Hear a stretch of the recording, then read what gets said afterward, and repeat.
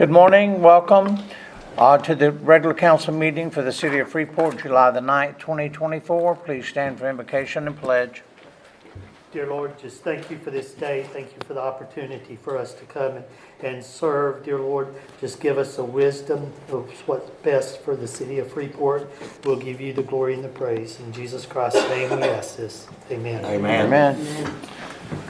I pledge allegiance to the flag of the United States of America and to the republic for which it stands, one nation, under God, indivisible, with liberty and justice for all.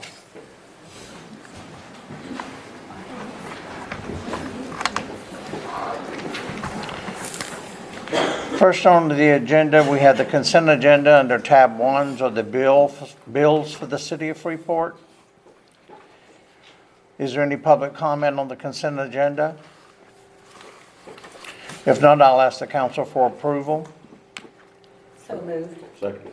Motion has been made and seconded. Councilwoman Hafner. Aye. Councilman Day. Aye. Councilman Ferris. Aye. Councilwoman Brannon. Aye. And Councilman Dickey. Aye. Motion carried.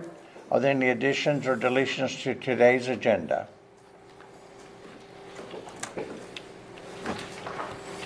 If not, we'll move into the staff reports, beginning with Parks.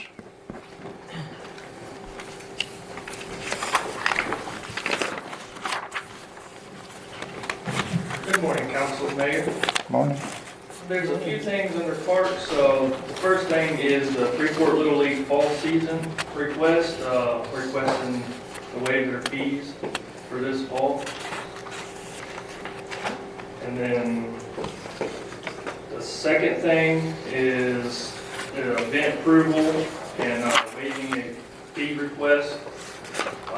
There's going to be it's called a home run derby at the sports complex.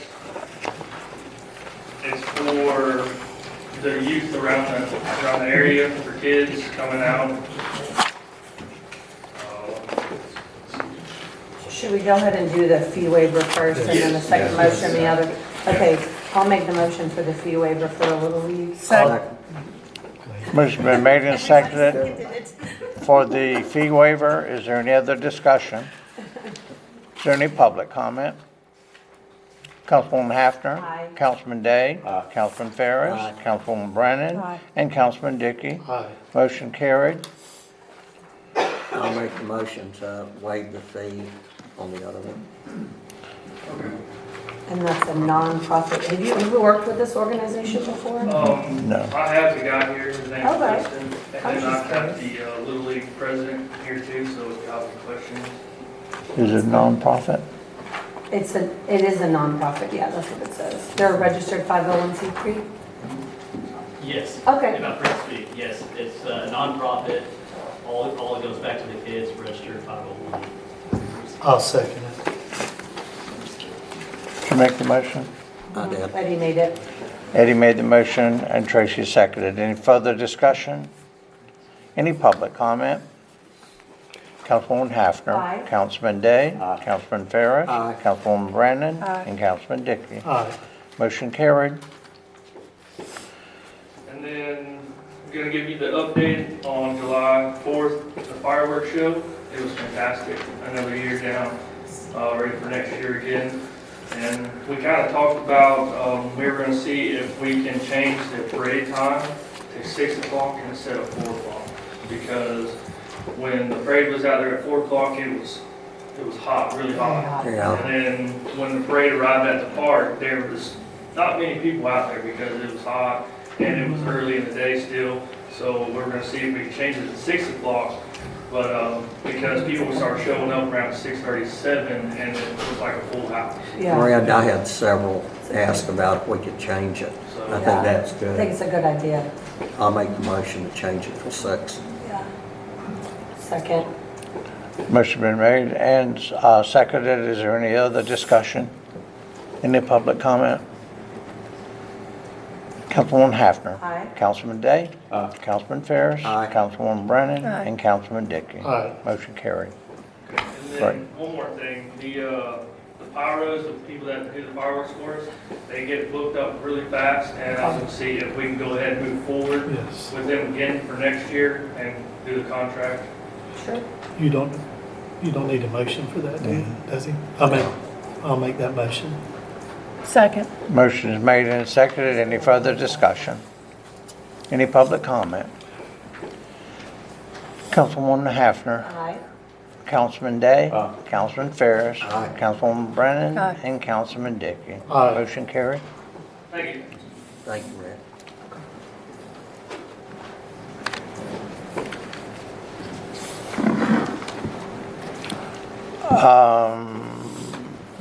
I would like to ask Rebecca with billing to come up and give you some information concerning the new bills that are going out. Good morning, council.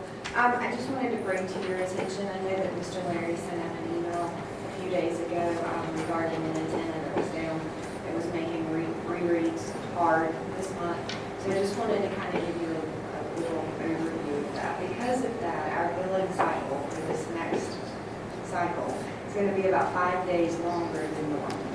So just wanted to bring that to your attention in case people ask why your bill's more this month than it really is, you'll have the answer. It was kind of the perfect storm between disconnects on the 1st, the holiday on the 4th, and then antenna going down. So just wanted you guys to know that. Okay. Thank you. Thank you. So if everybody help get the word out, you're going to have 5 extra days on your bill because we will hear about it.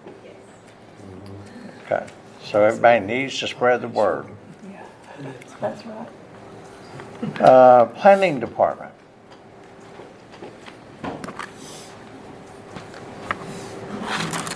Good morning, Mayor, Council. Morning. First item before you is the Greens and Branch mixed-use PDP revision. It's tab 5 in your book. This is an existing mixed-use plan development project that has been in place since 2008. The property has changed hands, and there's a new developer that wants to continue to develop this project. Of course, they have some of their own ideas about how the project needs to move forward. The existing entitlements are 138 RV slots, 20,000 square feet of accessory structures.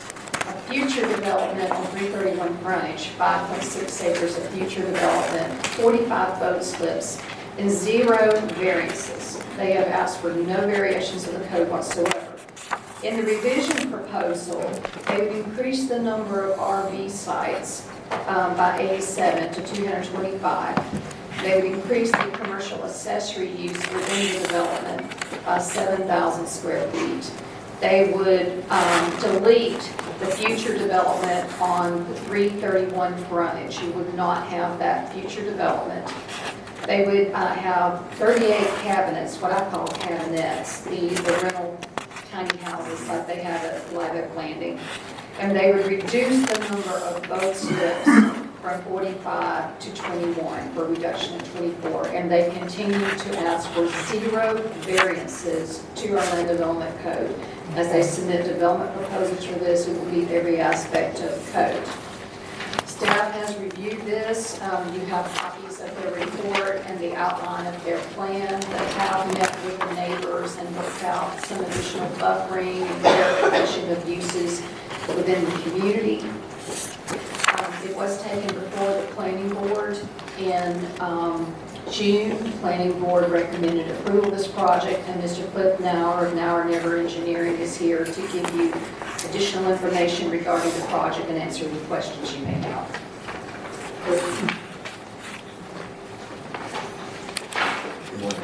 Good morning. Good morning. Thank you for the opportunity to be here. I will try to make this fast. So this piece of property, I originally designed it in 2007. We brought it, annexed it into the city of Freeport and got the PDP approved and got the development order as well. As you guys know, in 2008, the economy pretty much crashed. And so in 2008, they never moved forward with construction of anything because there was really not a great market for the commercial. They had 5.3 acres of commercial up front. And an RV park just at the time was not a great idea. So this property has been for sale for many, many years. It's a $10 million piece of property. It's 36 and a half acres on the water. My client, Robert Altman, owns Mountain Vision Properties, and so I'll go through this presentation briefly, and you guys have the same thing in front of you, and then I'll be happy to answer any kind of questions.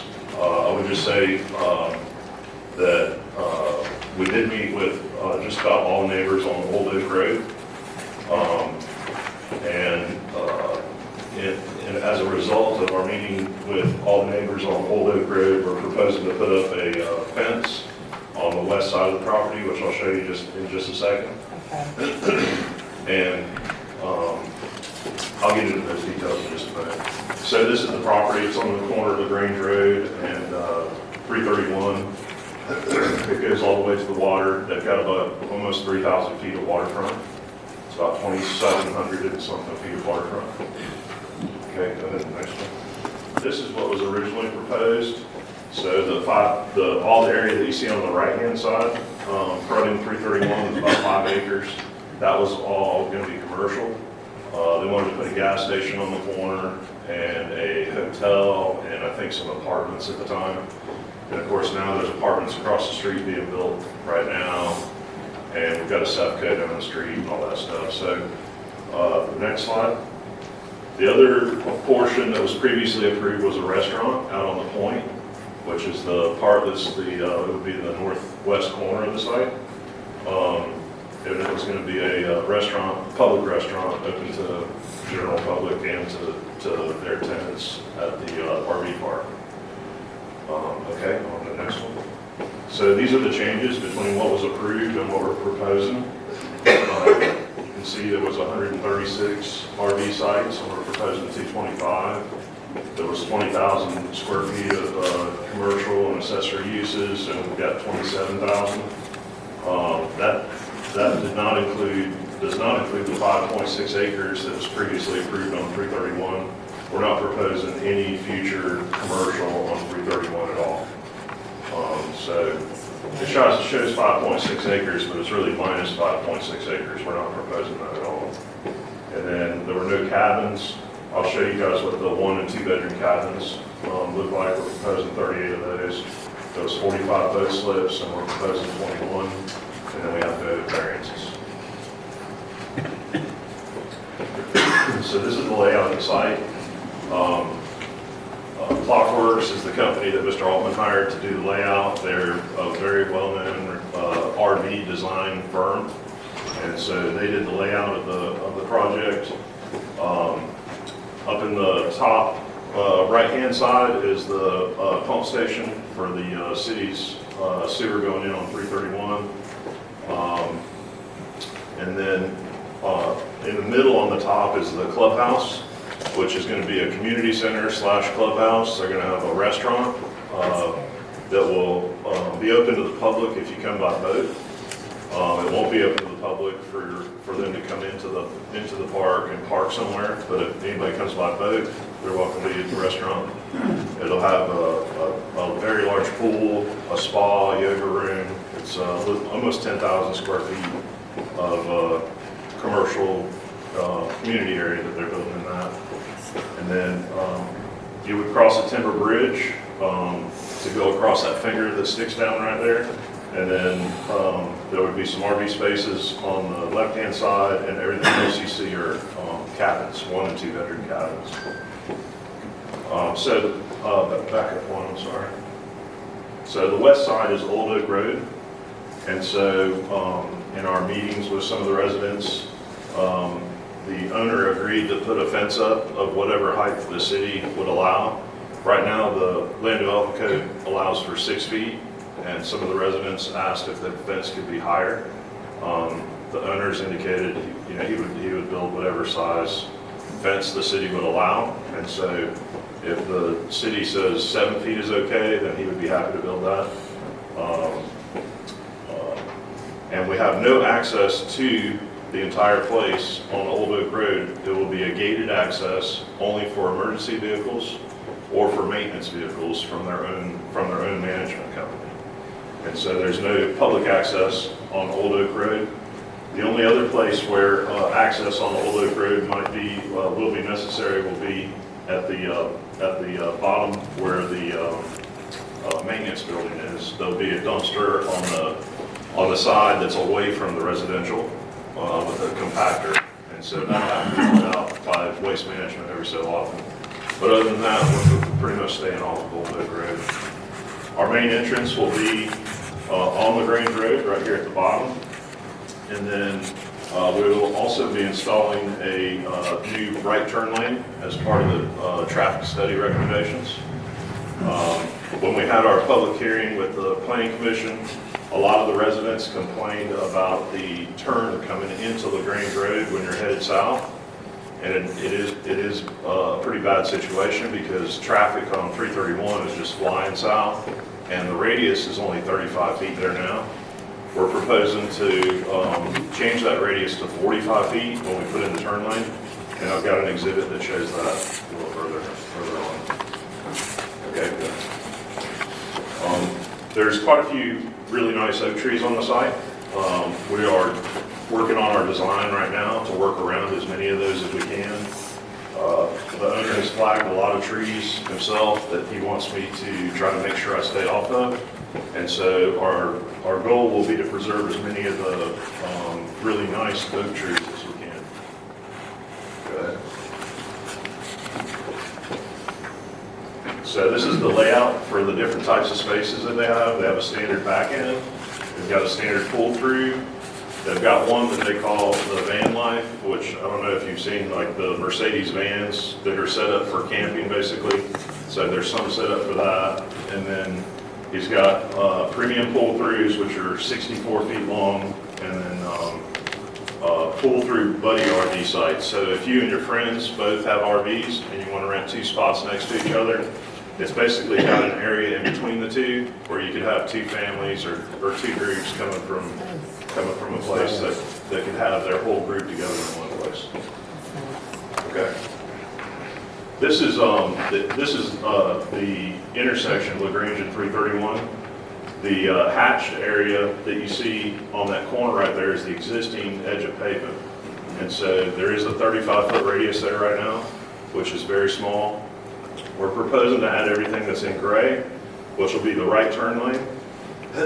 So the existing radius would actually move out about 20 and a half feet from what's there right now. So the turn lane obviously will help people get off the road without getting rear-ended. And then the radius will accommodate, anything from semis to RVs or whatever. It'll be a much better situation. This is some of the information that the Clockworks design people put together. You can go to the next one. So it's just a breakdown of the different types of sites. The brown areas that you see right there is all gravel. And so instead of just paving the whole thing with concrete, they're going to have gravel areas. They're outside of where the RV pads are at. This is a coach cabin. These are very small cabins that would go on a few of the RV spots so that if you had family that came with you that couldn't stay in the RV, they would have basically a small bedroom that you can see right there on the bottom right. It's basically just a small one bedroom for somebody to stay in that can't fit in the RV with you. This is the one bedroom cabin. We've got most of them situated to where they have water views of some sort. Most of these are on the peninsula where you're overlooking LaGrange Bayou, right where 4 Mile Creek comes in, and then overlooking Ramsey Branch. This is the 2-bedroom. And again, we have most of those set up to have pretty good views. And they are not going to be inexpensive, if that makes any sense. But they're going to be very high quality cabins. This is the amenity center, and I'm sorry it's not as dark as I would like it to be, but They've got, inside the amenity center, they've got a restaurant that'll be open year-round to service all of the tenants in the park. And again, it will service people that come in by boat. He's got a yoga center and a lot of different other amenities inside of here. He's also got a gym and some operations type facilities for their administration that the management company will be working out of as well. That's the second floor of the community center. And I think the upstairs has the gym and yoga and a couple other things. The restaurant and store, there'll be a general store where you can go get bread, eggs, milk, and that kind of thing, just to make it convenient for everybody that's staying there. The event space is just basically like an open room where somebody, if they were going to have a birthday or a Christmas celebration or a July 4th celebration or whatever, would be open to the management company to set up and use as they needed. The pool on the property is going to be kind of a centerpiece. You can go to the next one. It's going to be pretty large. It's going to have a walk-up bar or a swim-up bar, I guess they call it, and pretty heavily landscaped. They're going to be spending a lot of money on the pool. Nice. That's the yoga and spa, and the gym. That's on the second floor. Keep going. So when you come in the entrance, when you come in the entrance to your left will be the check-in house, and there's also in three different places on the property. There's showers and bathhouses. But they're not just like open showers, they're individual showers. So you basically you go in what would be look like a bedroom door essentially, and you have a shower and bathhouse, individual ones spread out throughout the development. That's the last one. So anyways, that's what they're proposing. That's what Mr. Altman is proposing to do, and understandably, we're adding more RV spaces to it. But his interest is in the RV business, not in the commercial. And there's 10 acres across the street that we think, once the sewer's available, will be developed into commercial pretty quickly. Yeah. And so that's what we're proposing, and I'll be happy to answer any kind of questions that you guys might have. Anybody have any Is questions? there any way on that back side right there on the old road to go a little bit less dense on those? There's 10, or it shows 10 there. Is there any possibility of going any less compact? Are you talking about the RVs? Well, is that RVs or is that the small? I think there's 10 RV spaces. Yeah, there's 10 RV And spaces. then the rest of it, I think, is all cabins. Yeah. Is there any way to go a little bit less dense there on those 10 RV sites or on that road, that backs up on that road? So, there's always a way to do whatever you have to Yeah. do, obviously. Okay. One of the issues with the peninsula that I call it is he's building basically a $1 million bridge to get across there. Yes, sir. And it's pretty limited space once you get over there. And Yes. so, it's definitely a high value part of the site. Yes, sir. If the council says, if you guys tell us that's what we've got to do, we'll certainly do it. Yes, sir. But that's up to you guys. If you wanted to cut it, then we certainly would do whatever you guys told us you wanted us to do. Is that this area where you're talking about the fence? Yes, ma'am. Okay. So there'll be a fence I and then a understand. planted landscape buffer. So there'll be a fence and a buffer both, all the way down that side. Okay. So, What height fence do you think is appropriate for that, 8. Matilda? I would go gonna 8 say- I was feet. thinking 8 feet too, but I was 8 just feet curious if you provides thought. enough height that anyone that's staying in one of those units, their vision is They impaired can't from see. any point of an RV because it's 8, it doesn't go beyond. Okay. I'm good. The owner's already indicated he's fine with whatever Yeah. height. So that's what staff would recommend, that you go to 8 feet on I that think fence. so, and with the buffer, I think that provides, some privacy. So do we need to make a motion to approve? You need to make a motion on it one way or the other, yes. Okay. I'll make a motion to approve with the 8-foot fence and the buffer on the West side. west side of the property. I'll second. Any further discussion? You may want to see us for public comment. Oh, yeah, he's going to. Okay. Making me nervous. Any further discussion? So you're recommending approving the project plus the fence? Yes, with 8-foot fence on the west side. Okay. Any public comment? Anyone from the public? If you will please come up and state your name and spell your last name for the clerk, please. I'm Melody Duggar Vogel, V-O-G-L-E, and I know some of you guys, and it's good to see some of you. So I own the property across from the pool, the restaurant, the community center, and the pickleball courts that you did not mention. I moved from Seagrove Beach, where I had a nice quiet community, and my home behind me went rental. The one on both sides is going rental, and the noise just drove me over to Freeport, where it was nice and quiet. Well, now my property is going to be seeing, can I point to some of that? I Sure. don't know. Sure. So I think this is Lori's up here, but I'm at the top. So my dock comes out, you can see it on the planning footing. So I will be looking at that pool, the restaurant, and I will be hearing all this noise that comes from parties, which I really strongly object to. I don't know where they can put it, but and they can't put a high enough fence or a quiet enough fence to do that. But I even went online and looked up the pickleball, how much noise it makes. And there's really a lot of things about pickleball anymore, about the noise that they're having to deal with courts across the U.S.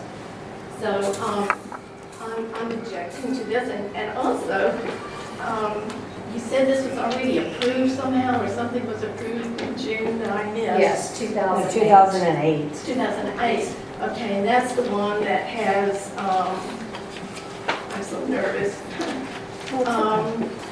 So you're adding 125 units of RV spaces and cabins, 125 extra. Now, if you consider all of these added together, if you have a one-child RV and one child per cabin, you're going to have a lot of kids in that pool making a lot of noise. The pickleball courts are going to be behind, but I just object to all of that. And to add 125 is going to be horrible. Are they going to clear cut that whole property? And are they showing it with trees up here? It's a beautiful piece of property with a lot of wildlife right now. So let me see, what else do I have? The lights are going to be an issue. And the noise, the parties, and then weekly, the change out. I mean, this is not an ongoing, I don't believe, RV park where you're going to park and stay a year or a month. There's going to be Well, they can. movement. They can stay. Yeah, they can stay monthly, correct? Correct. Yes. They can stay as long as they'd like to, so it, But it's going to be change out. I mean, if I had a big RV, I have friends with these big units that have gone to South Florida. The pickleball courts drove them out of the units. I mean, it was so bad. But they come and go. So we're gonna see all that movement as neighbors to this property. So that's what I have to say. thank you. Thank you. Anyone else? Anyone else would like to speak? Yes, ma'am, come up, please. State your name, spell your last name. My name is Sarah Steyerman, S-T-E-Y-E-R-M-A-N. I'm a lifelong Floridian. lived on Holly Point Road for 28 years, and I own property on Grange Road. Holly Point Road is another road that's really affected by this, even though we're not within 500 feet of it. Part of Holly Point Road actually is. But anyway, we are a dead-end street, and there are many residents down there on the waterfront. And so we also are affected. An RV park of this magnitude on this property is going to harm the waterways and the estuaries of Grange Bayou and Ramsey Branch. Runoff from 225 concrete pads and a proposed lift station, which is next to the water, will harm the marine life and bird habitat. This is it is a dolphin nursery. I have watched dolphin born out on the Grange Bayou. And there are a lot of lifelong Freeport residents who fish in Grange Bayou. And that will be affected by this. When asked at the planning board meeting in June if the Grange Road would flood from runoff, the engineer said no, the runoff would flow north. Well, north is into the bayou in Ramsey Branch. So, that's a problem. That Grange Road and the 331 intersection is not capable of handling the traffic from 225 RVs coming and going. And LaGrange Road is the only entrance and exit for hundreds of residents now. All down LaGrange Road, Mullet Road, Bayou Forest Road, all down there are many, many, many residents, and we all go out of LaGrange Road. There's no way getting out of that. So, in a mandatory hurricane evacuation, it would be impossible.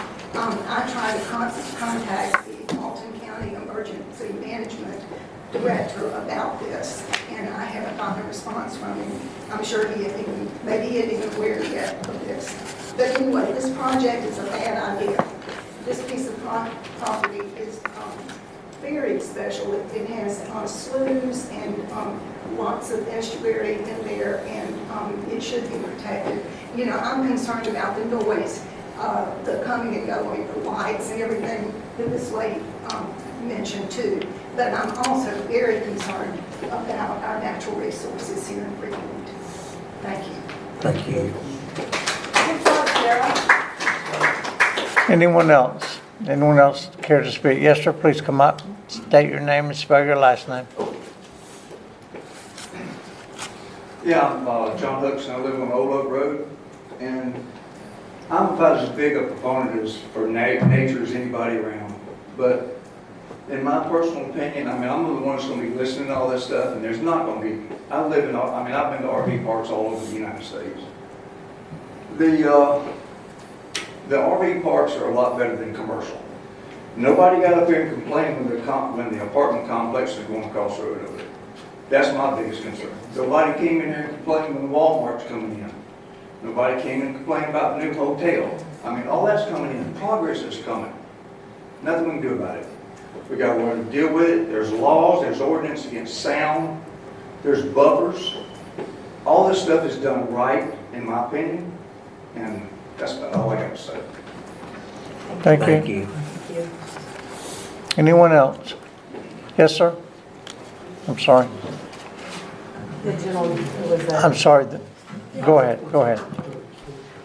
I'll get him later. I'm Jan Hooks.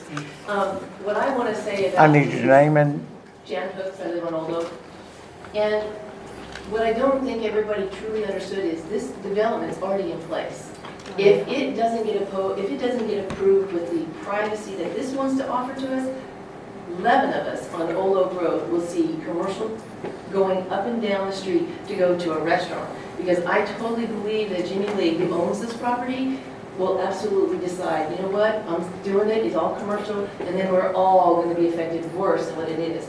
Everybody wants to talk about the waterways of Ramsey Branch. I agree. I love what I see. I love what I live on. But do they all understand the boat slips that are coming up? What, 280, 380 more coming down the range? That's going to, to me, impact worse about our waterways than watching the barges go up and all the boats are going to be coming out. Everybody should feel like When we live on Old Oak Road, we are the ones that are going to be affected the most. I would love to see this project going because it's going to happen something. And I'd rather see it more private than I would see it public. Thank you. Thank you. Thank you. Yes, sir.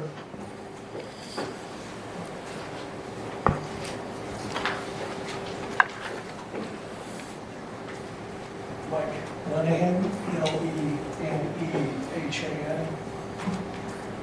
I live on Holly Point Road, and I was just going over some of the historical data here. And it appears that back in 2008, this property was part of the county. And the planning commission, Jan Hooks was on it, and I think you were on it too, annexed it for the developer. It looks like the developer may have not been able to get what he wanted to develop inside the county, so the city annexed it so that he could have the use change. Right? So that's how we got to 2008, where it was approved for this type of development. Because apparently this was all part of the county. Now, if you look at this holistically, it appears that a lot of people here are using the fact that Freeport's being overdeveloped as a justification to overdevelop. That's ridiculous. All right? This is a residential area. If you look at historical, if you look at I've got the minutes from the Planning Commission in 2008. This site has historically used as a single-family homes rented as fishing lodges. Okay? That was before it was annexed into the city. That's a residential area adjacent to this development that they want to put even more development in. And oh, by the way, look across the street at the county where they're building, what, 300, 400 apartments? Right across the street. You look at the traffic, it can't handle the traffic now. But when those apartments go live, it's not, I mean, the traffic's going to be terrible. It's going to be even worse than this. You want a trailer park in your residence? Right? You got a nice quiet residence, you want a trailer park in your residence? I don't think so. That's a rhetorical question. So, if you, I would highly advise against increasing the number of spaces and using development, overdevelopment of Freeport as an excuse to overdevelop here.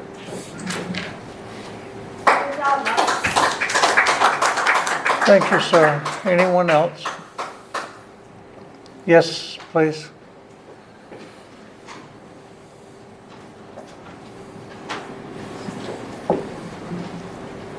Hi, my name is Marilyn Lenahan, last name Lenehan, and I live on Holly Point, and it's more than 500 feet from, I guess, the neighbors. But I highly oppose this. I think it's a massive RV development, and if you notice on the way in from 331, there's an RV park.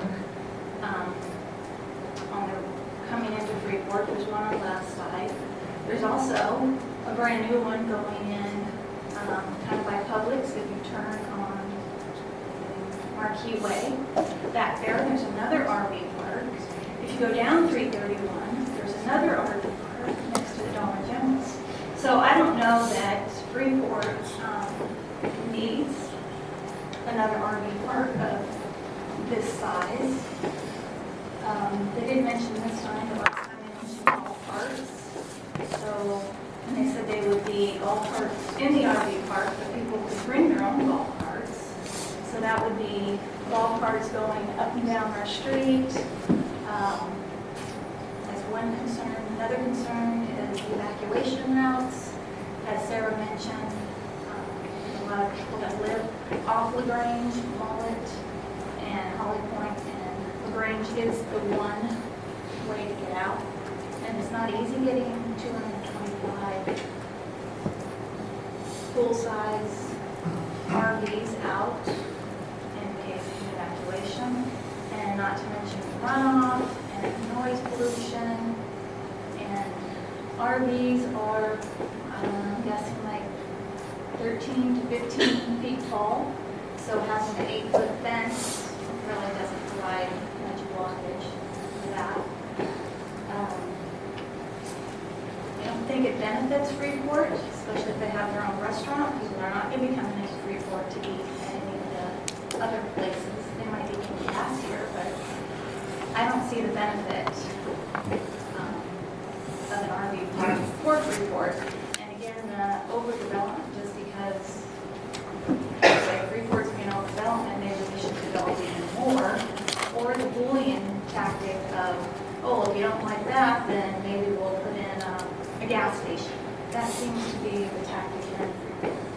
If you don't like that, then we'll do something even worse. Anyway, that's my opinion.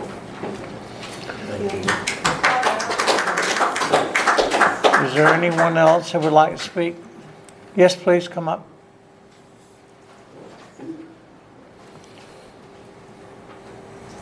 Hi, my name's April Beckett, Beckett. I live on Old Oak Road, and my main concern with this is my house is going to be directly across from where the trash and the golf cart storage is. So obviously we worry about the noise, but also the trash trucks going in and out, the smell of what we may have. And like you said, that's directly across from our house. So we don't know if it's an option for that to be possibly moved by the dump station or in a different location of the park. And our second concern is while they're going to install the turn lane, there is in fact that bridge. So when you go out and you look at it, I apologize, I don't know the exact feet, but I'm gonna guess you're not gonna be able to fit maybe more than 3 RVs in there because where the bridge and the stoplight is not that long of a distance. So while it may help a little bit, on the turnover days, evacuations, things like that, I'm not really convinced that the turn lane will significantly help that area. But again, like I said, our home is directly across from the golf cart storage and the trash, so that is a huge concern for us. We have kids out there, the traffic coming in and out, up and down Old Oak, that's a concern as well. But I think that's my family's concerns. Thank you. Anyone else? Anyone else in the audience? Can I add something? Yes, please come up. Come on up and say my name. Yes. Melody Duggar, Vogel, BOGLD. Another concern was what it's going to do to my property value. If I ever wanted to sell, to have all of that across from me with the noise. So that was another concern. Well, the council also has to take in consideration what it's zoned for. I mean, if it's zoned for a certain thing, we can't just say no. If it's already zoned, they're entitled to build whatever they want to, if it's for that particular zoning. The original proposal, from what I understand, was showing the restaurant over at another place, another point, and they changed that. They're requesting it to be across from me right now.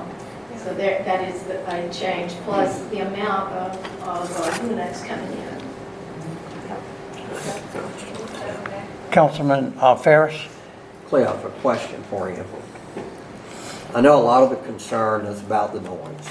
And I know in some RV parks, they have limits to where quiet time, say 10 o'clock, whatever it is. And I know you've talked with the gentleman that's involved in this. I can't see them just not having some type of where you've got to cut the noise down at a certain time or having someone, because it's going to take someone that's really good that can police this. Yes, sir. And Mr. Altman is here. He is the developer and will be the owner of the project. And so he's hiring a management company to oversee the whole thing.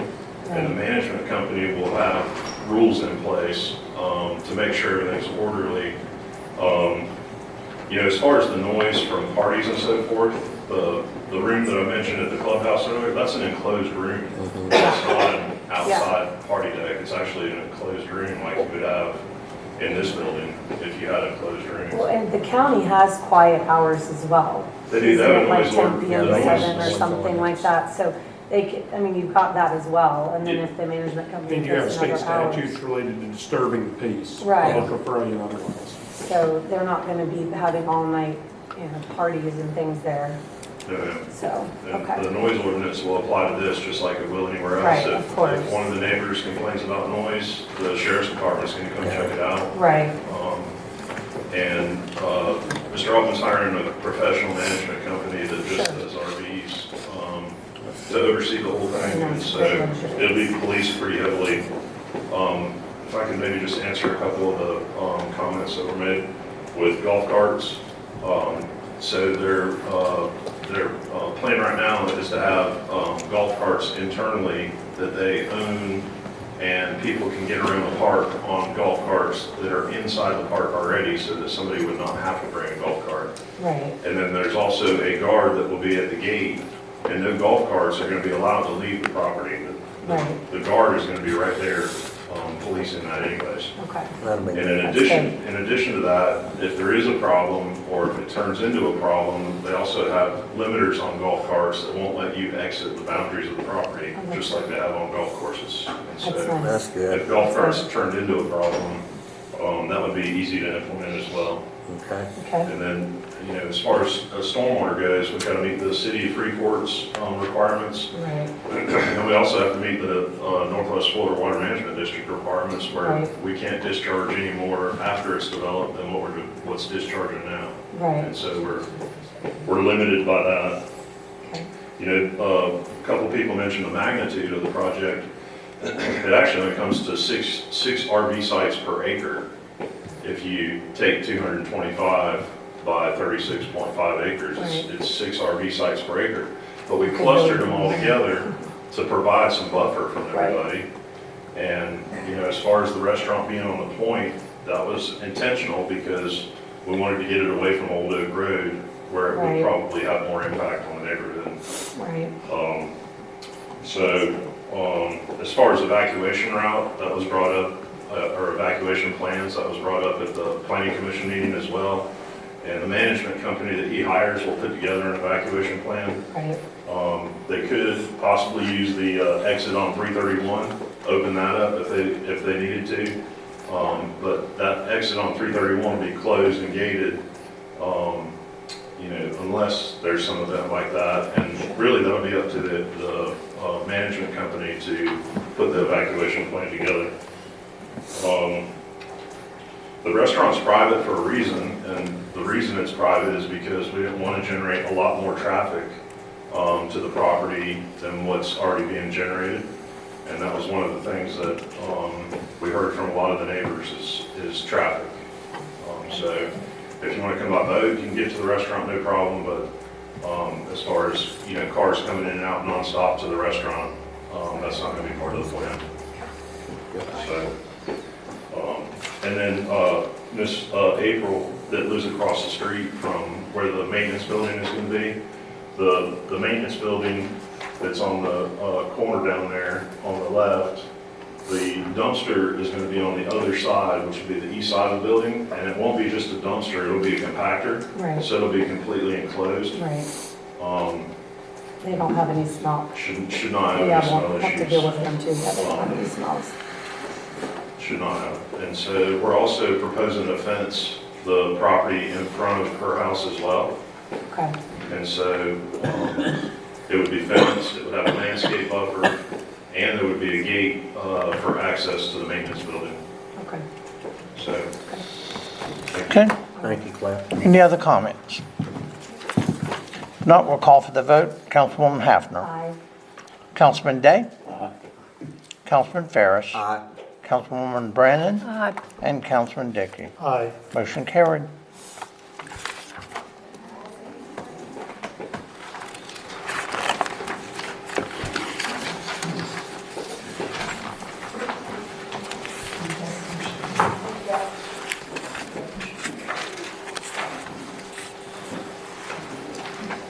The one we will do, and I don't have it here, but I need to have a resolution number for this, because we will actually, 2024-03.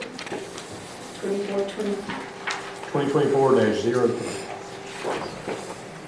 then we probably need a separate motion to approve a resolution that lists the changes. That is correct. With the approval, we now need a motion to approve the resolution incorporating the changes to the PDP. I'll make that motion. Agreed. Second.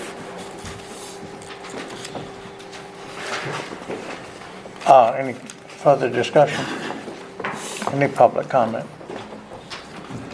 Councilwoman Hafner. Aye. Councilman Day. Councilman Ferris. Aye. Councilwoman Brennan. And Councilman Dickey. Aye. Motion carried. Thank you. The next item on the agenda, item 6, is a request by my department for the city council to review their alcohol ordinance, which is ordinance 80-3. This ordinance was adopted in 1980. We have several businesses that are going to be impacted by this. I had sent out an email earlier outlining some of the history associated with this. Back in 1980, the city had about 400 citizens, top bottom 400. And it was put in place to grandfather all of the existing businesses that were package stores, grocery stores, gas stations, anybody that served alcohol on premises or sold package sales of beer and wine. The site where the Circle K is currently being built, and it's looking great, they're hoping to be open soon, was the site of one of the Chevron station for many years. Mr. Bud, Eddie, Miss Elizabeth, Tracy, you all remember when the Chevron was in place. It was actually still in place and operational when I came to work here in 2005. And that was one of the businesses that was grandfathered. Of course, eventually it shut down, and now we have a new gas station that wants to have package sales in the same location. But when they brought the alcohol license, we noticed that since the Chevron was there, some new businesses have gone in, and there have been some things that we need to take into account. A lot of you will remember when Old Oak Road, the Old Town Village Shopping Center was approved, and it has since been bought out by Destiny Worship Center. But originally that was a commercial development, and now it is a church. And then we have school property on Kylea Laird. There's some question in the ordinance about how that was applied. I've gotten guidance, of course, from our city attorney, who I rely on very heavily in these matters. The minimum distance between a church and a business is from the entrance, the main entrance, and this development has two. From the entrance on 331 Business, if you go north, they're supposed to be 1,000 feet from their main entrance at the Circle K to the main entrance of Destiny Worship in this case. And there's a little bit less on that. In terms of the school, the distance is measured 1,000 feet from the main entrance, which they have a main entrance on Kylea Laird, and it says to the nearest school facility. Well, that's kind of vague. It doesn't say to the main entrance the way it does with churches, but to the school facility, we believe that would be to the closest point that you could access the school facility, which in this case, now that all of our schools are fenced, and you can only access from one point in front of the school, it still is a little bit short. We have a couple of other projects that are definitely going to be affected by this. I would bring to your attention, there is a big box store that's looking very seriously at property just below Riverwalk that's across the street from the First Assembly of God Church. Now, there is no pedestrian way along 331 South. It's a major arterial thoroughfare, and it's possible, depending on how you measure, that it might be over 1,000 feet as traveled by foot, ordinary pedestrian travel. But I think that the ordinance, because it's more than 40 years old, it definitely needs to be reviewed by this council. We need to consider what it was trying to accomplish and whether or not we could simplify measurement. If you're going to keep it, do you want to streamline the measurements? Do you want to please clarify how we measure for staff so that we can all move forward happily? So It's really not just the Circle K, it's going to affect a lot of other businesses that are coming into play, particularly on 331 South. And I will take any suggestions and wisdom that I can obtain from the council. Mayor, a couple comments on top of that.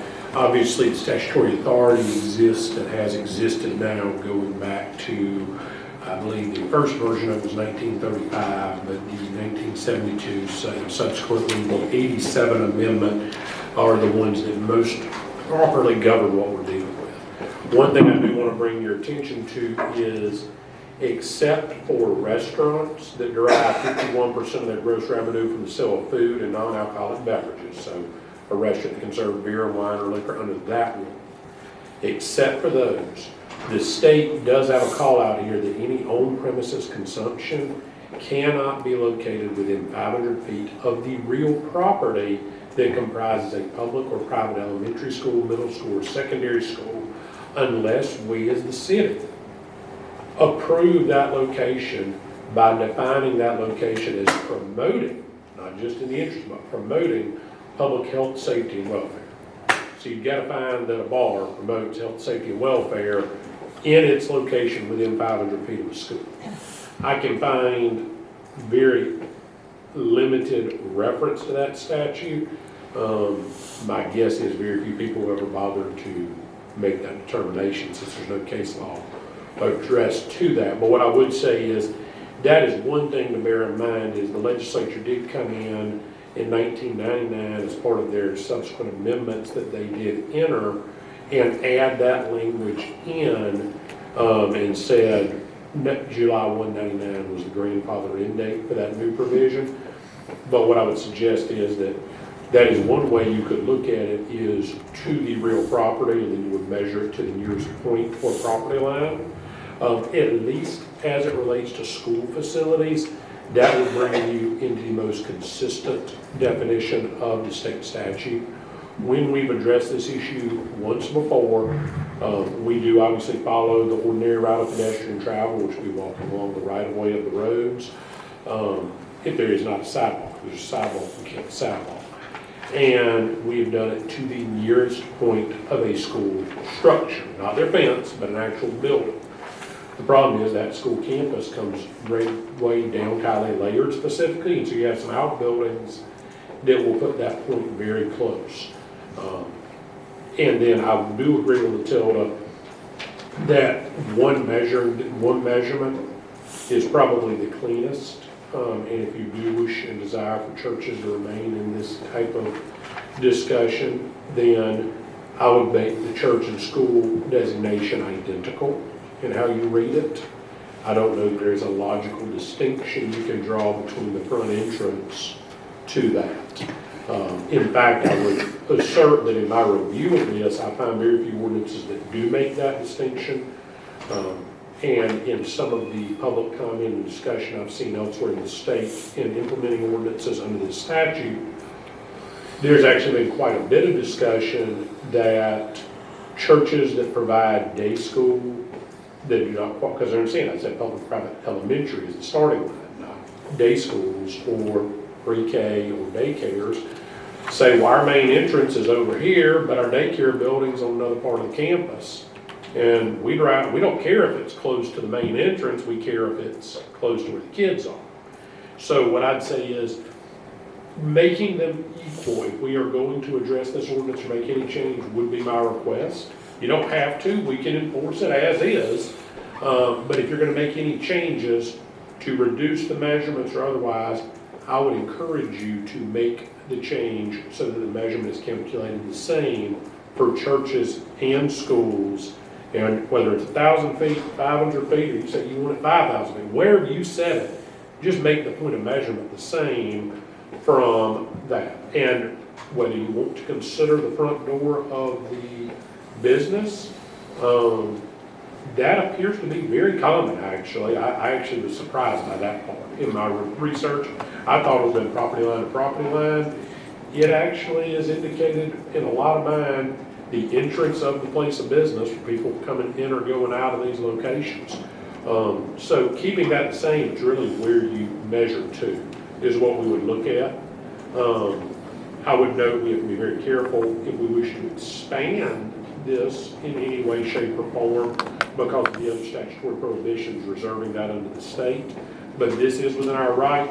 The only other comment I would make is if we do update, I would request an update to 3-2D, which grandfathered in establishments as of April 14th, 1980. I would believe a new grandfather date under the new term should be set in effect for anything in effect prior to the date of the new adoption of the ordinance, so that we are not deemed to be unlawfully regulating someone with an ex post facto law. Those are my comments. So it's really the council's discussion, but I wanted y'all to have that before we got into too much information. Councilman Ferris.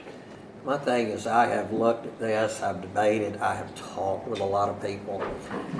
The 1,000 feet, I mean, it's a 40-year-old ordinance, and times have changed. And it doesn't just affect Circle K. That's correct. It affects future developments, whatever we got coming in, because we got 2 churches on 331. And say you did end up, and I'm just saying, for an example, okay, you had a Walmart, Target, whatever.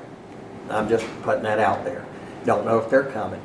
But then they build, and then we can end up saying, well, they should have checked, they should have known, because that's what some people have said about Circle K. Well, they didn't know until they applied for the license. But you have a big box store coming in, they build, they apply for their license. All of a sudden, they can't sell it either because of our 1,000 feet. I do think that we need to reduce it to 500 feet. I do like what our attorney said about from the entrance to entrance. Well, I think you do entrance to real property is the real property line, the entrance, the main entrance of the place selling alcohol to the real property would make it more conform to the state statute. Does that mean to the edge of the property line? The property line. But I do think we need to drop it to 500. How far is it to the FMS? Well, I know it's not going to be FMS anymore, but that property line, isn't it less? It's less than 300 feet. So even if we drop it to 500, they're still not going to be able to sell They alcohol? still can't. No. But in Walton County, can't enter a school without going through the front door, the office, and check in.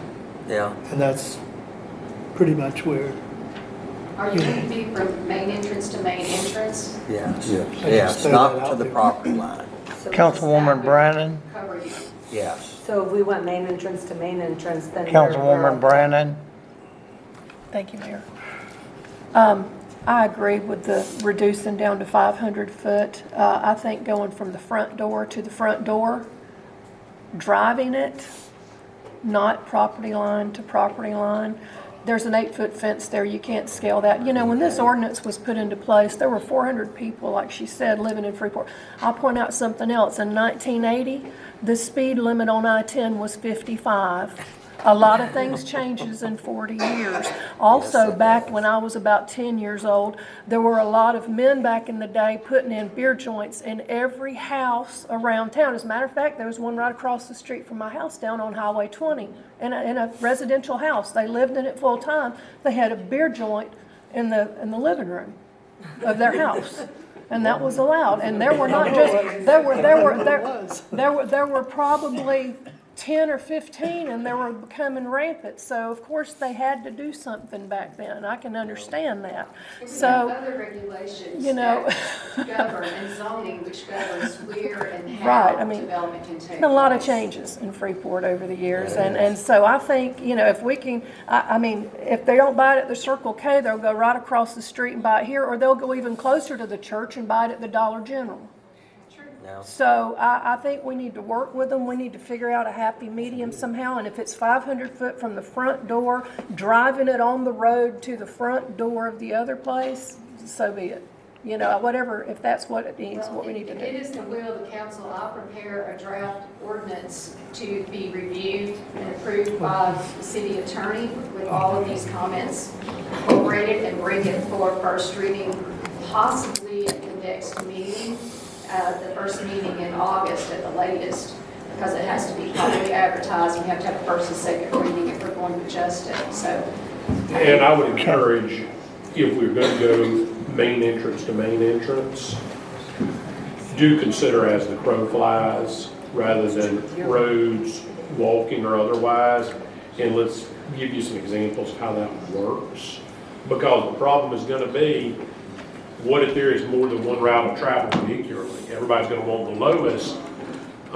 We're not at the point in Freeport where you have a ton of service roads, but if somebody has a back road, that can be an issue. And I understand the council's goal is to try to make this a less arduous imposition on businesses. I don't think the school district's ever gonna file a suit and try to say, hey, you can't do this. But I can tell you, when I've looked at these litigations, it's not the people who are trying to put the business in that sues the city on proof of validity. It is people filing suit to enjoin somebody from putting it in, saying your ordinance allows this, and this is how you should calculate it. And this utility gets drug to court and says, well, why'd you choose that road versus this road? Well, I went with the least restrictive. Well, if this is an ordinance to protect the people, you should go on the most restrictive. There's case law that suggests that out of South Florida. So what I'd say is let us show you how this would map out on our existing locations. And the reason I want to do that, I understand we're talking about a proposed applicant, but I'm being very careful that we're not talking about a proposed applicant and making a change on a one-off basis for a proposed applicant. That's I'm not a reading suggestion. sketches with showing how it could be applied. And if you how look it at the would measure. existing ones that are grandfathered in, then it is showing you how this would work in practice without being discriminatory to any use, because we know they won't be governed anyway. But I think we can do that. We can also look at routes of travel, but if somebody changes a roadway, that's what we get into. If the school says, hey, we want that to be a one-way road now, that was discussed at one point, wasn't it, Matilda? It was. So if that changes and we're measuring up against the one-way traffic, that's not gonna work. It's gonna have to come around another way. So let's give you a few examples, but yes, I think standardizing this is important. So maybe at the next meeting, we'll have a draft for you to look at, not for public Absolutely. hearing, and we'll also show you a map of application, how that would look, so that you could see from various points how that would look. That be okay? I don't think you need to, I'll take that as general direction. Do I need to have a motion to come up with a draft? No, we can take that as general direction because we'll start that first and second reading. Okay. I will note, based just roughly on the site plan, when we're talking about the corner of Business 331 and Kylie Laird, roughly you're going to be looking at 676 feet, just so you know, from where the proposed front entrance is to the nearest point of a structure of the school. So it's actually within 1,000 quite a bit, but it's over 500 under our existing ordinance, just to be clear.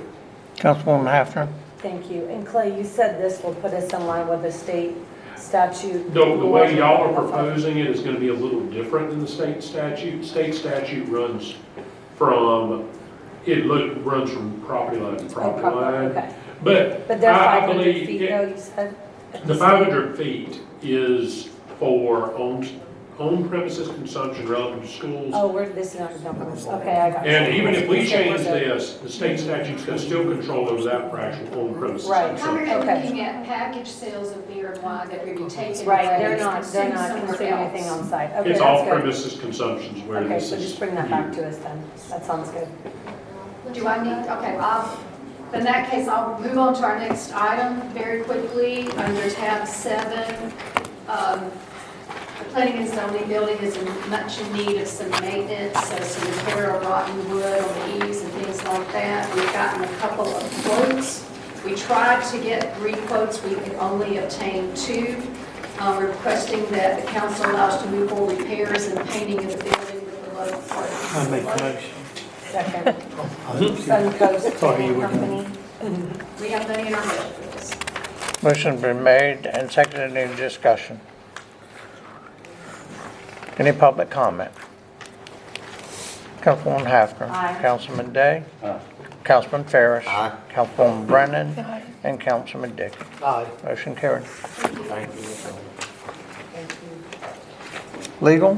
Thank you, Mayor. I have an interlocal agreement with government services before you. This is a reciprocal agreement that, from the city's perspective, primarily memorializes the unwritten agreement and policy we have operated under with the county for many years regarding the collection of our fees and brings us consistent with what regional utilities and South Walton utilities and Little Beach water systems have with the county planning department on theirs, and provides reciprocity in the county of their fees. In sum, as the council is well aware, we have a water and wastewater system that by Florida statute can extend 5 miles outside of our city limit, and by county franchise area extends greater than that in some areas. While our city limits have expanded and the bulk of our city is now covered by our statutory territorial limit, the franchise does also still exist as we head out to the west. So with that being said, there are circumstances where we are in need of collecting fees, previously impact fees, now capacity fees, for connection to our water and wastewater system. In doing that, the county planning department is the one approving those planned developments or issuing DOs that occur outside our city limits. We don't have control of those, the county does. But capacity fees, when you move to that method of charging a connection charge to the system for the actual cost of the ERC, is collected at DO. So the biggest sword we have is, one, the issuance of that development order, and two, the DEP permits. We don't get our fees, we don't sign those, if the developer doesn't get those two things signed off on, they don't get the bid. That puts us in a very difficult position though, when we're not the one issuing the DO. So what we have memorialized here is an agreement that codifies, the county already has certain provisions in some of our franchises, but to the extent our territorial rights in the statute supersede that. This is memorializing the county planning department will coordinate with Latilda, receive written correspondence from our city engineer and Latilda about any approvals the county's issuing that are connecting to the city's water and wastewater system, and not issuing a DO until we provide them written confirmation that we've been paid what we're owed. Vice versa, the county has never had fees. The reciprocity of the county's never had any kind of fees they charge. Last year and into early this year, a mobility impact fee was the first impact fee level assessment the county has put into place. So the county now has the ability to assess impact fees under the Florida Impact Fee Act. Now, we have a state statute that governs it. I think everyone knows my opinions on that statute, so the reasons we moved away from them because of the limitations. But nonetheless, that's the model the county's under. With that being said, they have the ability to collect for county maintained and owned roadways. And just like we have the ability to collect for water or wastewater, even though it's not in the city limit, they're part of our system. The city's not obligated. I'm not talking about our interlocal agreement where the county receives our gas tax and provides road maintenance on city streets. I'm referring to county roads. They have the ability to assess and levy those fees. If this council said, you know, one day we want to assess some mobility fee, you wouldn't have any ability to assess and levy a fee on the transportation system you don't manage, own, or maintain. So all we're saying here is the county has a new fee system. It's now a good time. They would like Latilda to provide them the same courtesy of letting their engineer tell them, hey, here's what's owed by the developer to us. Please don't issue the permits that would be required on this project until we've got our money either. So this is just reciprocity, recognizing that the county, city of Freeport, and the city of Defuniak is also a signatory for their capacity fees, and they approved this last night by a 4-1 vote. They did take the position, so it is a situation where we're taking the position. Everybody charges their own fees, assesses their own fees, and manages their own fees and what they do with them. But no planning department is going to be issuing permits until we make sure our other local government entities are able to collect the fees they're already lawfully assessing. If somebody wants to challenge or fight about those fees, they want to challenge capacity fees, they come to us, they come to Defuniak, they challenge mobility fees, they go to the county. All we're doing internally on the reciprocity side is agreeing the same thing. We're not approving it without. There's some additional language in there that is something that Latilda has spoken with county planning about and that we worked on now for the better part of 16 months, which is that we believe the county should be participating in county-wide mobility studies. They did the last time. They voluntarily agreed to do it. But it's important to note, when the county first started this process, they were not looking at a county-wide study. So we've memorialized that in writing, that countywide mobility studies are what will be conducted. That way we know that if they're assessing impact fees on county transportation facilities, they've got to comply with the Impact Fee Act and the dual rational nexus test of using those fees in and related to the projects for which they collect them. But we want those studies done countywide, and then if we choose to participate in the future, we have that option to piggyback onto those as well. And we think that is a benefit to the city in that situation. So ultimately, this is a reciprocal agreement allowing and enforcing the collection of fees prior to the issue of development permits. But I'll defer to the council on its wishes. But I would say this is something that Mr. Martin and Matilda hosted a workshop among staff level in March, I believe it was, of 2023. Yes. This is what was requested from our staff here in Freeport. The then interim city manager of Defuniak similarly made the request, as did the city planner of the city of Defuniak. Mr. Carpenter of the county was present and concurred with that. Simply put, there was some discussion and change amongst county position outside of that of what they were doing, and the mobility fee had not been yet adopted. And so this sat in limbo until they got to that point in time. We are now obviously in a position where we need to memorialize these issues if we want to protect our own rights under the water and sewer, and the reciprocity is to give them the same right. So I'll answer any questions you have, and let us know. But this is not, I want to be very clear, this is not the city imposing an impact fee. This is not the adoption of an impact fee, nor is it us assessing or collecting an impact fee, other than what has already been duly adopted by the county as in reference to this agreement. Matilda, do you want to add anything? Yes, I just wanted to make sure that the council understands this does not affect our current interlocal agreement with Walton County in terms of the city roads that they perform maintenance for us. Okay? That stays exactly the same. That's apples and oranges, completely different. However, we still have a segment of roadways that were approved by the city to be in the city that are post-2011, that the city's performing ordinary maintenance on. The county will not maintain those because it happened after 2011. And I only say that because at some point in the near future, I'm going to have a discussion to you for us to address city roads and maintenance overall, and I'm going to ask you to let staff come back with a variety of ways that we can more effectively address road maintenance and road improvements in the city. But I wanted to make sure you understand in terms of our maintenance agreement for city roads, that is not part of this. This came about because we were having a problem with county projects being approved without cities having any input or review of the utility systems for water and sewer. And they would show up over at billing saying, okay, I'm ready to pay my fees now, I'm getting started. And no one from the city would have any idea about where and how they were putting in those utilities. And again, it has taken way more than a year for us to get to the point that the county says, yes, you do need to know about these projects ahead of time so you can let these engineers go ahead and submit plans to you so you can review and make sure that it meets your minimum standards.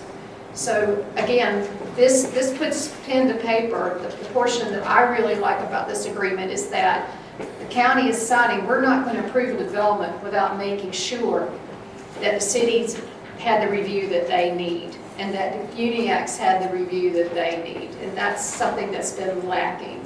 So, but I wanted to make sure that you knew that those two things were separate. Thank you. So we need a motion. We do need a motion to approve. I will make the motion to approve. I'll second it. Motion been made and seconded. Any further discussion? Public comment? Jay Odom, and I've read this and I've got a little different take on it.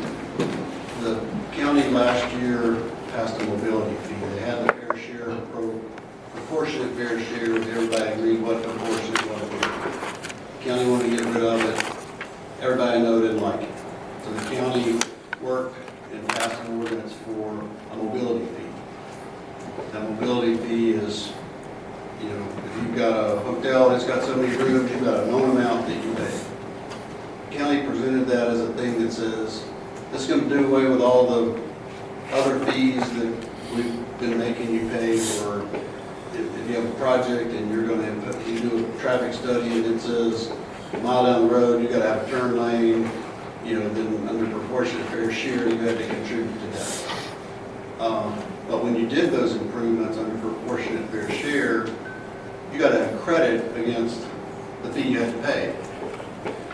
Well, now they passed the proportionate fair, mobility fee ordinance last year, and it got great support. Everybody in the development side, the public, in the end, everybody was for that. It's an easy way, it's clear to understand. Well, now the county right now is in the process of, the planning department and the county is in the process of writing the rules to implement that ordinance. I was at a workshop last night. They had it at Planning Commission a couple of weeks ago. It got tremendous pushback, and I was forced them to go to a workshop last night.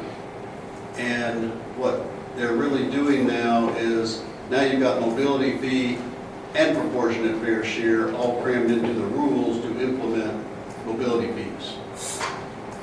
It's not a good, it's still got to have more work. So that what I'm telling you, this mobility fee issue has not been finalized with the county. In its current form, it's got a lot of problems. The planning department says they're going to tweak it. It needs a leg cut off. It doesn't need tweaking, in my opinion. But it's not finalized.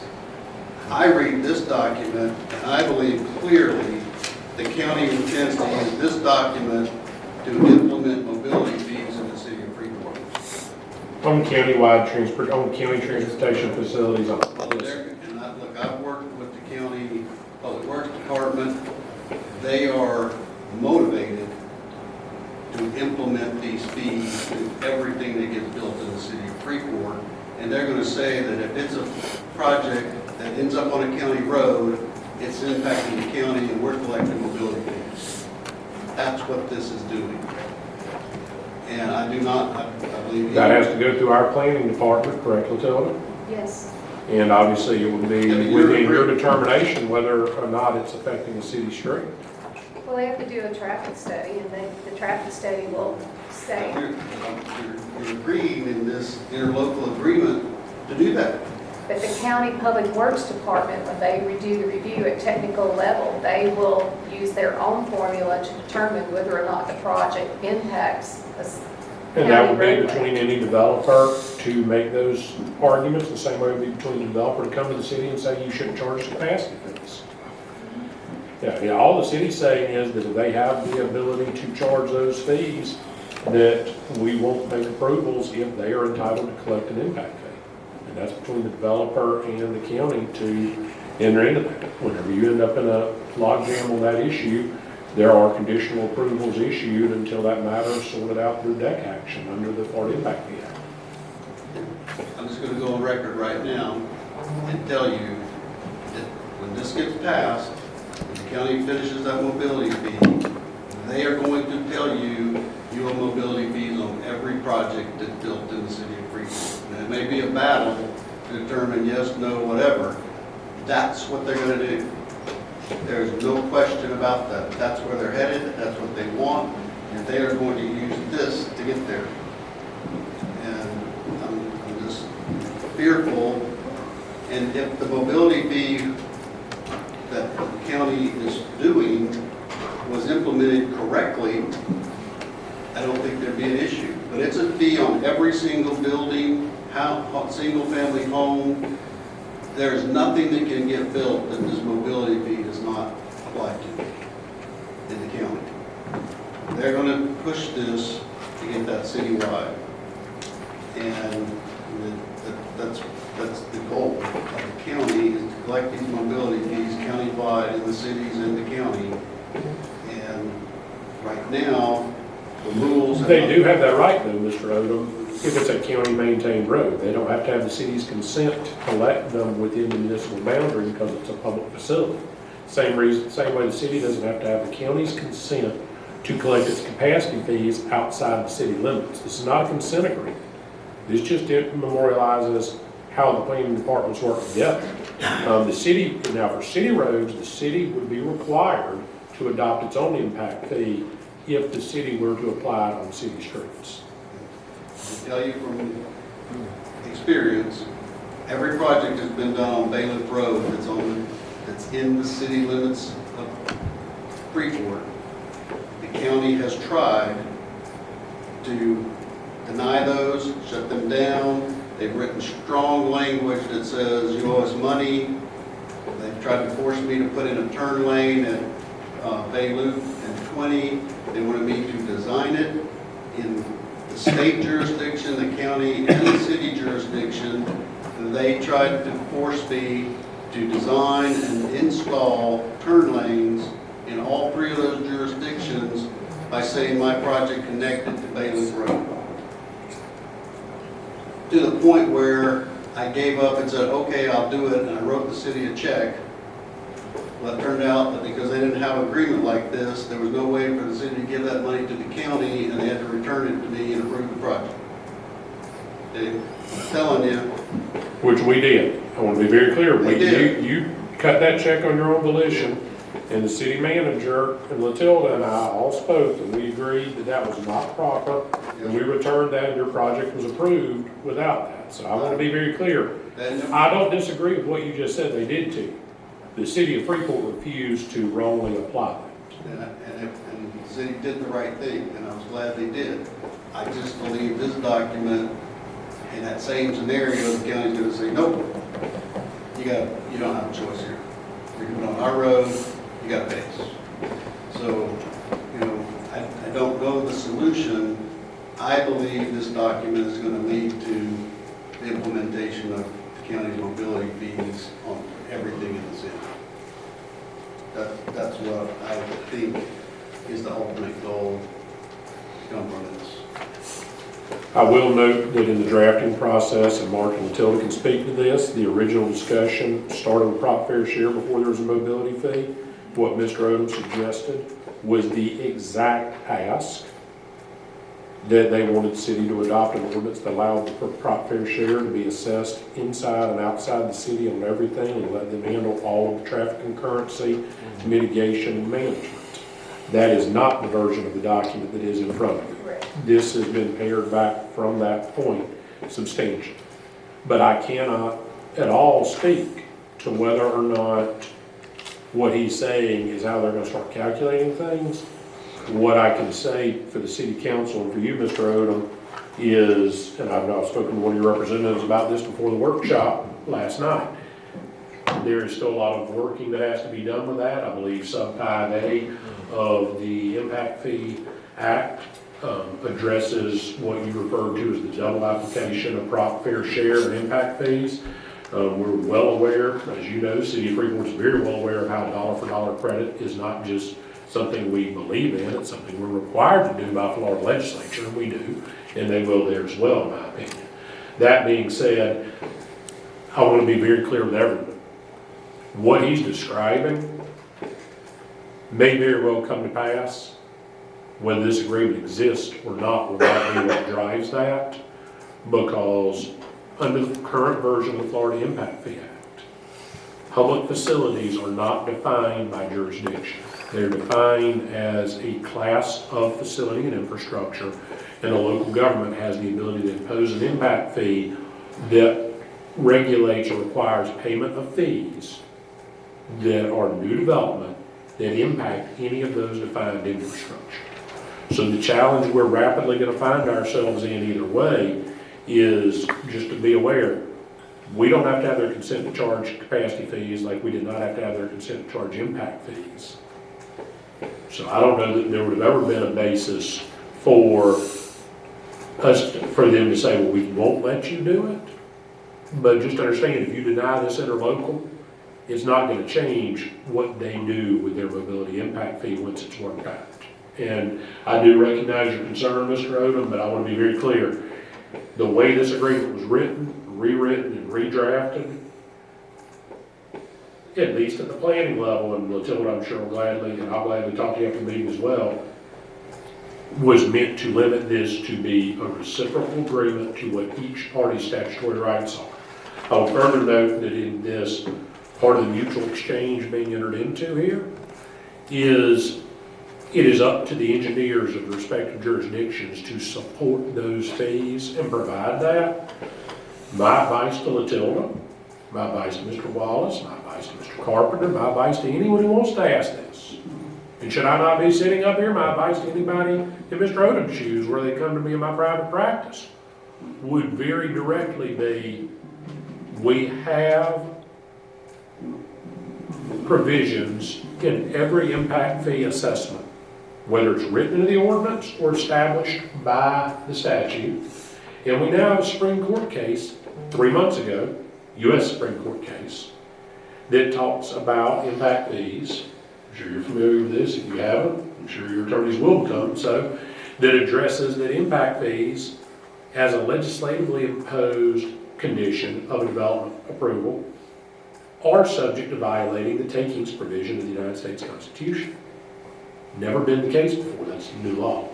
Now, they talk about nexus test, and most Florida attorneys, I think, will tell you that you still have to satisfy those Florida Supreme Court dual rational nexus tests y'all already speak of, and that if it does, it's not going to be violative of that. But I would tell you the one thing that Supreme Court case does make very clear is if an ordinance doesn't provide a right to challenge the imposition of the calculation of those fees, they better find a way to start doing it real quick, or it's going to be violative of the takings clause. As you'll know, we have ample measures built into our capacity fees, even though they're not impact fees, to allow for the discussion of what the proper fee and the assessment of that is, and we deal with that, not monthly, but every couple of months. Latilda, Mark, and I sit down and do it. So I do want to be clear. The intent of this document and the practical effect of this document will not change what people do, but it will allow our planning department a seat at the table and will allow the city a chance to collect its capacity fees. That is the larger vision of this, that is why it's before you. But I do understand your concern, Mr. Odom. I just want the council to understand everything you're saying can come to pass, whether or not they pass this or not. Clay is way bigger expert on this than I am, and the one thing you said about the statute, state statute 187, whatever it says, you get credit for those fees. At the workshop last night, the planning department vehemently disagreed with that. I'm aware, and as I spoke to one of your representatives about, who asked me that question in advance of that, in my capacity there, and I don't believe it's appropriate for me to waste this council's time, I gave a very definitive opinion. I believe I cited 163.31801 sub 5A as a provision that would have to be considered before that is presented. And I will put that on the record here today for your benefit, that I absolutely believe that notwithstanding any charter provision, comp plan policy, ordinance, development permit or resolution, a local government that requires the improvement or contribution must credit against the collection of any impact fee that contribution on a dollar for dollar basis at fair market value. There is no way you can make someone do an improvement to a road and say you don't get credit. Same way we can't make you put in water lines beyond what you were already required to do and not get a credit. That's why we give people credit. So that is my position. There is a written memorandum that is being issued on that. Not to this council. Again, I'll give it back for the record. Clay's much bigger expert on this, and I'm not against this ordinance. I guess I'm just thinking, but I'm stating a position where I think the county is going to leverage this too. But I understand that the county and the city need this to have an agreement to be reciprocal on those fees. So thank you for listening to me. And if I can address a little bit, and Jay, you may want to stay here for this. This is an interlocal that's going to require all of us to respect each other's ability to collect what's owed to them without going on willy-nilly and giving a developer reason to think that they're done. That's what this is intended for. And what I'm hearing from Jay and what I hear every day from others is not the fact that we're going to have mobility fees, is the practical application and how county staff is going to decide what those fees are. That's exactly. How are they changing their requirements for a traffic study? Are they making them more broad? Are they making them more cumbersome? I mean, there was a point in Walton County's history when they were doing prop fair share, where they were requiring traffic studies that went out to the point that you were creating 0 trips. Huge areas of impact where you were having to do calculations and going out to 0 trips. But I think that's where the concern, it's not the mobility fee itself. Determine what it is per unit, per square footage of building, fine, apply it at the building permit stage. The concern is that the practical application, and when they're reviewing projects, that they're trying to determine at that point, rather than just going by an ordinance, we're going to the building department, we're going to, build a portion of our project, we have X number of residential units, we're paying mobility fees at this point, boom, we're gone. The question is there going to be some way, is that new application of traffic studies going to somehow change what we all agreed the mobility fee was going to be? Did I state it correctly? That's correct. They're just, the rules of implementing what they wanted are trying to change the basic ordinance. It was supposed to be simple.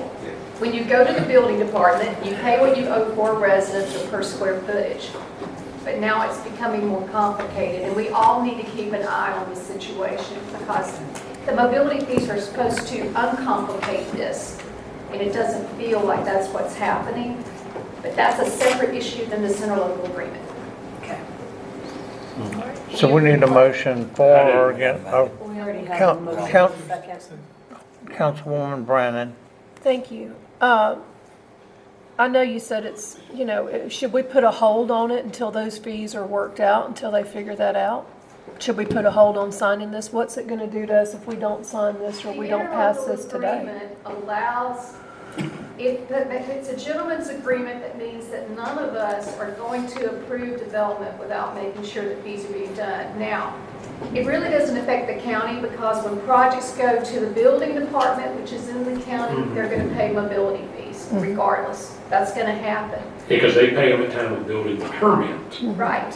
How it benefits the cities is that it says that the county is not going to willy-nilly within our service area approve developments without us having a chance to review, determine what their fees are, and collect those before they do a development approval. Okay. It's really beneficial to the cities in that respect. They get to administer their own, is the point. Sure. So the only potential disadvantage to the city would be if, for some reason, certain projects made it through development order at the county over the next several months, that we didn't collect our capacity fees on the front end from, and the developers don't come back and do the right thing. The county says, well, y'all didn't sign the agreement. We didn't have an obligation to do this. Oh, I see. We had a handshake with you, but we didn't have the obligation. If that should happen, or more importantly, if, I would say this, if that should happen accidentally, the question is, how much money does it cost the city? And who do we get to go after? I would say this, based on this agreement, I would think the county would have every bit of authority to put a stop on a DO. Latil and I briefly talked about the implication. That's what our remedy would be. To put a stop on a DO and say, yeah, you're right, we issued it, but we issued it under a misapprehension about the payment of fees. You've got to go get it paid. With this in place, I believe we have the ability to effectuate that. Without this in place, it's going to depend on if they want to help you. That's your call. So what this does is it takes what Latil referred to as the gentleman's agreement and memorializes it in a way that secures that.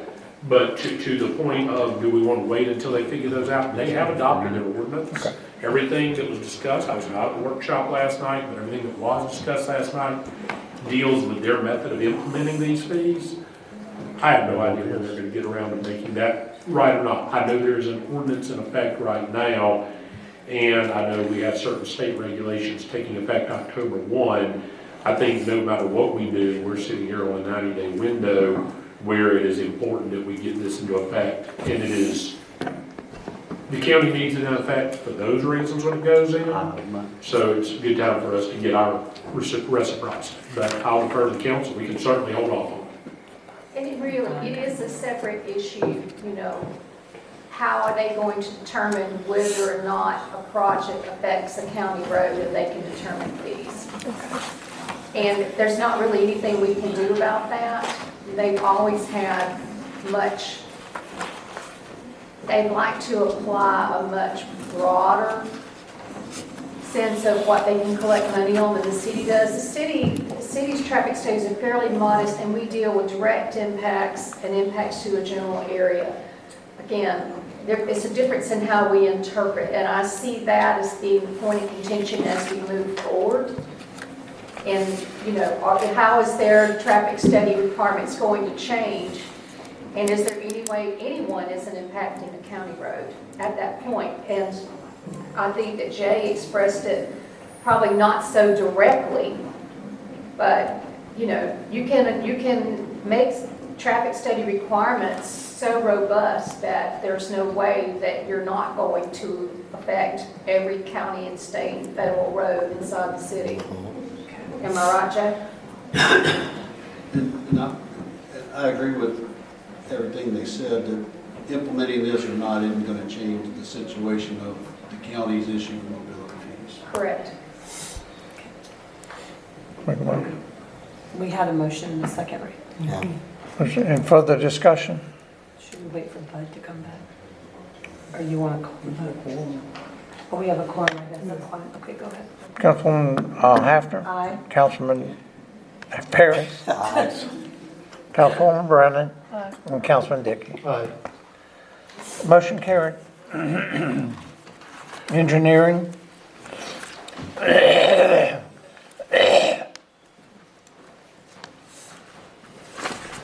Good morning, Rudy Mull with Dewberry Engineers.